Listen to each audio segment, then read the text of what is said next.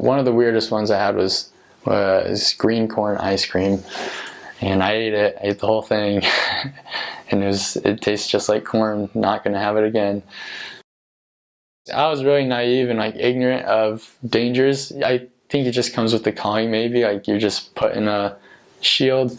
My companion actually had to put in perspective for me because I didn't understand what was happening at the time. I had been there for about 4 months, and so I could speak the language fine, I could understand fine, but I still didn't, I don't know, I saw a lot of things and it just didn't bother me.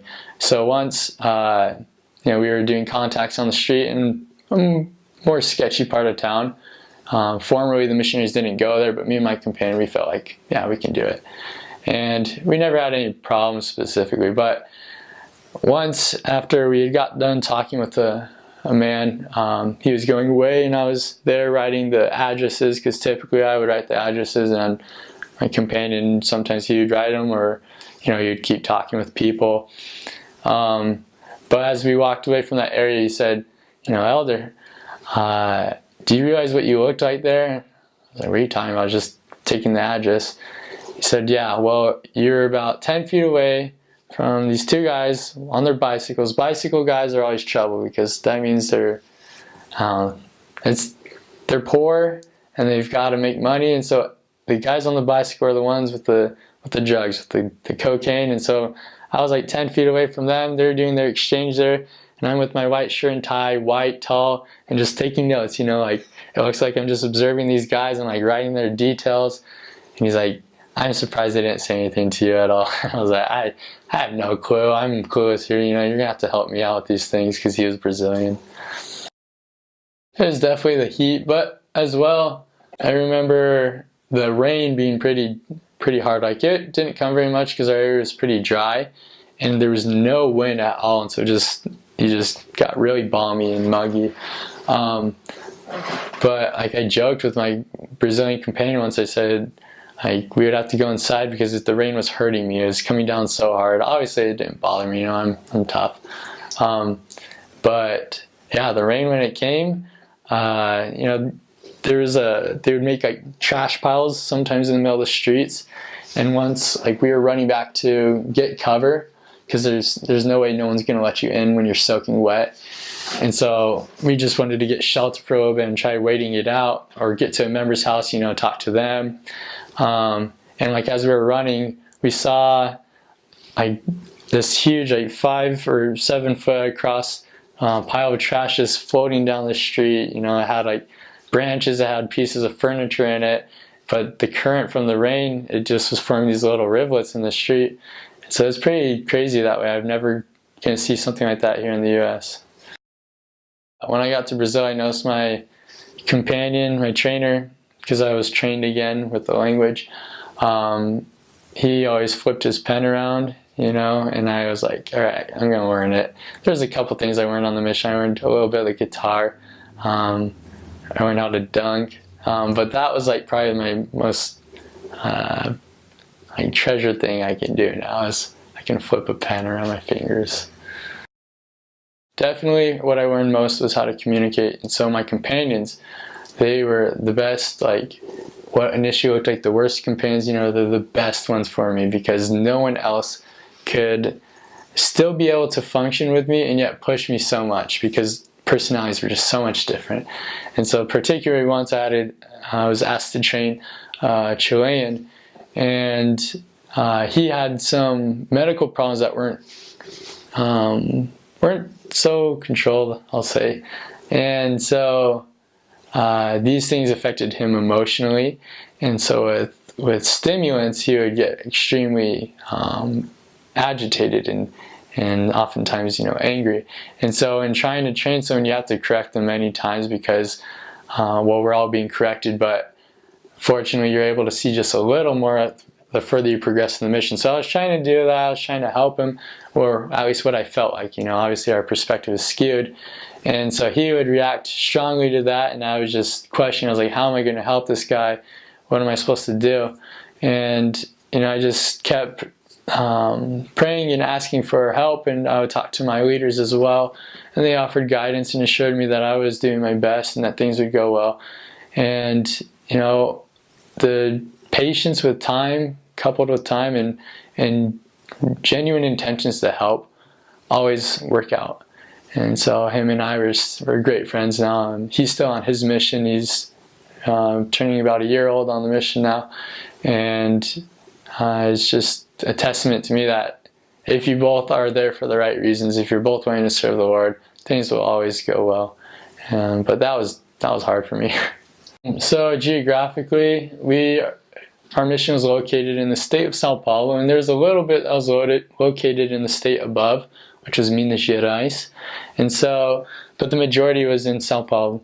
And so we went from Araçatuba, Três Lagoas, down to Araraquara. And from the mission headquarters to Três Lagoas, it took about 10 hours on the bus. And then from the mission headquarters to Araraquara, it was 2 hours. It was pretty close. When I was in the MTC, I told some of the professors where I was going. They'd say, wow, you're going to a hot area. Because even though it was in the same state, it was pretty well known in Brazil for being just very tropically hot. And I think on average, I would say it was 88 degrees year round. And then some days it got up to, I remember once it got up to 49 or 50 degrees Celsius, which I think is close to 120 or around there. So that was a challenge, A lot of missionaries would be like, let's just go get an ice cream because it's like 30 cents, But forcing yourself to be out on the street when no one was out on the street, not even a dog, is that was a good challenge. So my first area was in Catanduva, and they told me I was going to a ward, and I got there, and so I still was thinking the U.S. And the ward had an attendance when I got there, it was 35, 36 people. But to boost and get the benefits of having a stake, many of the wards, which were branches, kept that namesake just so that, the stake could continue to receive help. And so, and that was not uncommon either. I served in another ward, my fourth area, which was Franca Vicente da Parasi. It was about 60 some people, 70 some, and that was a ward as well. I think there's about 9 stakes in the mission, and I served in 3 of them. I served in 4 areas in Brazil. The first stake was São José do Rio Preto. The second stake was Ribeirao Preto Oeste. The third stake was Franca. But in Ribeirao Preto Oeste, I had 2 areas. And so I got to see the actual city and how it was in the metropolitan. And then the smallest city I served in was a city of 88,000. And so everyone, it's always like that. Church history there, formerly, Ribeirao Preto, the center of our mission, I was told that they used to have about 6 stakes, I think. And then when I was there, we were down to, I think, 3 or 2. And so it's demographically, there's a lot of just, they say it's the rural, the interior of Sao Paulo. And so there's a lot of rednecks, caipiras is what they say, and the world's largest rodeo grounds are located within that mission, Barretos. Got to visit there. There's quite a variety of people, it wasn't difficult to see people of all skin colors, and nationalities too. We taught a couple of Japanese people, we taught people from several of the Latino countries. It was pretty normal. So I finally got there in April 2014, and I left in May 2015. First I went to the Sao Paulo MTC. I had to go through again for 12 days to refresh the language, and so that was a vacation because I had already been working, and then it's you don't even need to teach, you just need to learn a language. So I got 3 meals a day, I got to work out, and I got a little taste of Brazil in that obviously everyone was speaking Portuguese. Everything was very compact, and I think it's about 85% of Brazilians live in a metropolitan area. And so there's a lot that you see in very condensed areas. So you see all different types of people, and they definitely see you too, you know. We had a couple days in the MTC where we did proselyting. We got to go out, you know, into like some plaza or a bus station, and they just sent us out with our companions and some books of Mormon, and it was not hard to get attention. And so that was really fun, you know. People didn't really care how terribly we talked. They didn't really pay attention anyway. And they all ended up accepting Books of Mormon because they were just curious about what the heck we were doing. They didn't know, you know, what our message was because we weren't articulating it very well. But my impression of Brazil is that these people are so much easier to talk to than Americans, you know, because in the U.S. I could speak with the best, most intelligent words and phrasing. I could use examples and analogies, and it didn't really matter if the person wasn't ready. Whereas in Brazil, everyone seemed like they could be ready. And so street contacts were great. It was not hard to stop people. Oftentimes they would stop you, and I loved it. In the US, I would have to force myself and my companion. I'd say, all right, we got to get some people, we got to stop them. We're going to feel good if we do this. And I'd have to run through these reasons for why we need to talk to people on the street. Whereas in Brazil, it was so easy, so fun. I loved it. And so my impression of Brazil is, just the people change was huge. Obviously the weather is a bit different. You know, I just come out of the winter in Spokane and there's a lot of snow. In Brazil it's just constantly hot. I had to be careful like when I got up from couches because I'd have to make sure I unglued my pants from my backside because the sweat was constant, you know, I couldn't get away from that. And then I would have a nice shoulder strap line for my bag. So I didn't really care about attractiveness because, you know, Brazilians, they always thought Americans were beautiful anyway, so that's kind of funny, even though we're just soaking, dripping wet and red-faced. So it was easy to adjust, even though obviously we weren't from there. I felt like my mission was composed of a lot of several small spiritual moments, and I would recognize them as I would write in my journal that night. But those were so gratifying. When I was able to recognize the small ones, it was great for me because I realized that I was being a little more spiritually sensitive, and that these things would come more often as I looked for them, because they always happen. Whether you are making an effort or not, the Lord's wanting to put these things in your life. The most particularly notable, I guess, divine help that we received was in my last transfer. We desired amount of baptisms that was, for me personally, it would be close to doubling the amount of baptisms I had my entire mission, because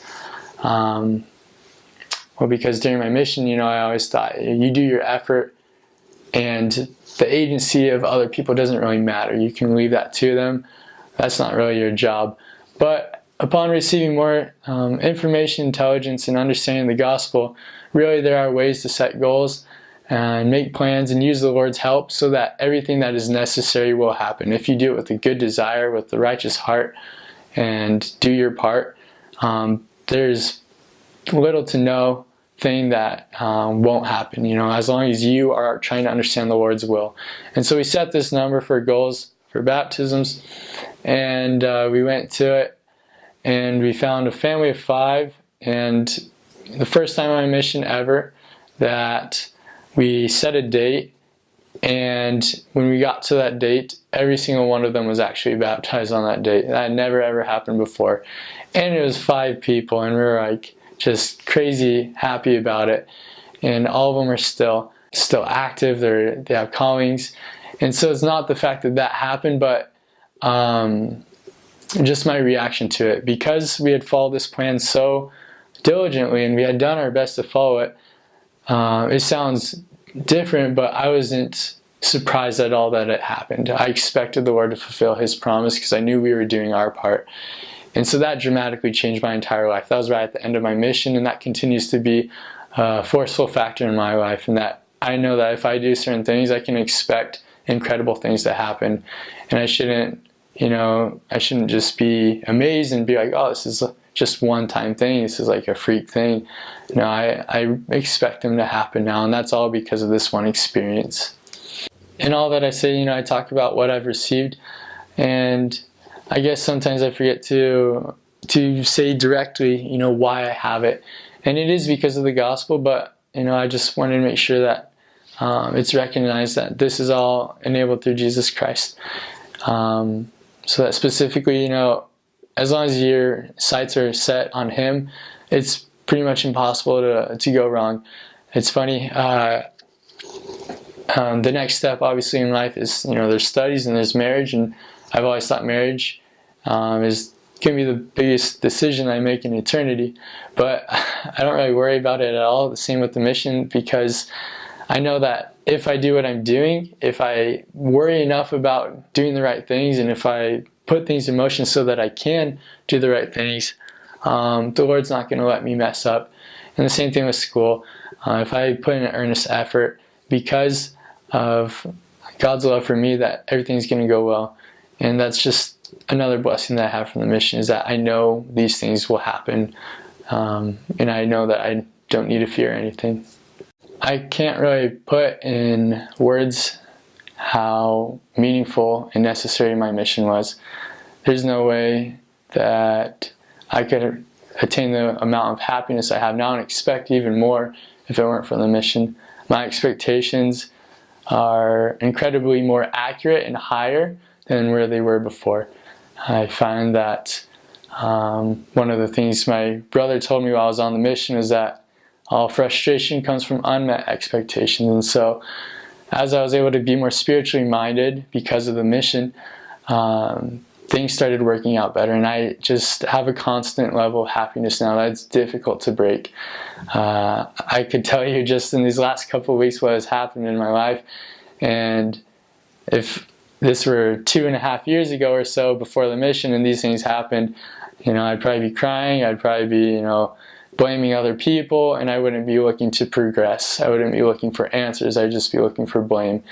So the mission taught me independency. It taught me self-confidence due to knowing that the Lord will support me. So that one incredible lesson I learned was that true confidence comes from true humility. So the most really influential people are the ones that understand the Lord has all power and He's willing to enable them. And I would never have come close to learning this lesson on my own. I couldn't achieve anything by myself, and so the mission taught me to put things in perspective. I guess if I were to summarize it, that was my greatest benefit, was an altered and upgraded perspective substantially, and so that has changed just everything.